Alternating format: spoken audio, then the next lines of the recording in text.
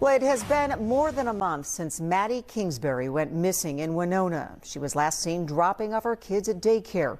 Several large searches combing the area have been unsuccessful, and there's a $50,000 reward up for grabs for any information leading to answers. Tonight, family, friends, and community held a vigil for Maddie. Fox 9's Maury Glover was there as everyone is still hopeful that Maddie is found safe. Well, Maddie's family moved the vigil from a park to the church behind me because of the rain. They say they want to keep Maddie in the public eye and tell the world a little bit more about her. Although we do not know Maddie's whereabouts, we're still grieving the time we are missing with her. Even on the brightest days, it still feels dark and gloomy without her here. I wake up from nightmares and quickly realize they're not as terrifying as the nightmare I'm currently living through. Now, family members organized this community gathering as a way to say thank you for the overwhelming support they've received from the Winona community. At least a couple hundred people turned out to pray for Maddie's safe return. They also wore blue ribbons in Maddie's honor and lit candles to be the shining light that brings Maddie home. It's day 36 now, and you know, that may not seem like a long time to some people, but it's a really long time to us. And, you know, we just want to keep her name and her face in the forefront of people's minds and make sure that everybody knows that we're still looking for her. She's a very giving person and very welcoming, and I think this would make her real happy, you know, as a remembrance and one of hope. That's kind of what the gathering is tonight. It's one of hope. Now, family members say they'll continue with organized searches on the weekends until they find out what happened to Maddie, but they don't want anyone else to forget about her because they won't. Reporting live in Winona, Maury Glover, Fox 9. All right, Maury, thank you.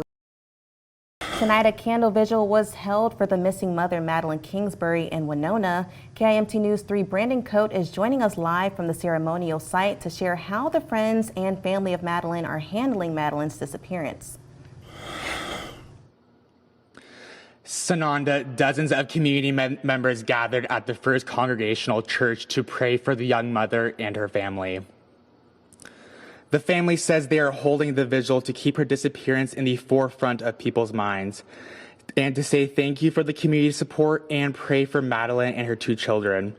The family is hoping the vigil will allow people to see she's more than just a face on a missing poster. She's described as being a loving mother who cares for everyone around her. Madeline's mother is praying her family will receive answers soon. It would help to bring some closure to just all the hurt and pain and anger, questioning. One of Madeline's friends says she has the kindest and most beautiful soul she has ever seen. I wish every day that I had known her sooner. She's the most incredible, inspiring young woman I have ever had the pleasure of meeting. My 8-year-old daughter told me just how much she loves her Auntie Maddie. And she wants to be just like her when she grows up. Madeline's friends and sorority sisters are hosting a silent auction benefit at the White Toka Tavern on June 10th to raise money for Madeline's children's therapeutic expenses. Live in Winona, I'm Brandon Coate, KINT News 3. The family says they will continue organized searches and is working with law enforcement to bring Madeline home. A gathering in Winona earlier this evening for a prayer vigil for the missing mom of two. Madeline, or Maddie Kingsbury, was reported missing on March 31st. Since then, thousands of people have come together, taking part in search parties in the region. Tonight, the Kingsbury neighbor family inviting the community to share prayers, hoping to be the guiding light that brings Maddie home. Speaking at the prayer vigil, Winona County Emergency Management and Winona Mayor Scott Sherman sharing statements from Senators Amy Klobuchar and Tina Smith. Members of Maddie's family speaking tonight, saying the outpouring of support from the community, law enforcement, and even strangers is giving them hope. It's amazing. It's really unexpected in the best possible way. It really kind of shows the goodness in humanity. Even though it's a terrible time, there's still a lot of really good people out there.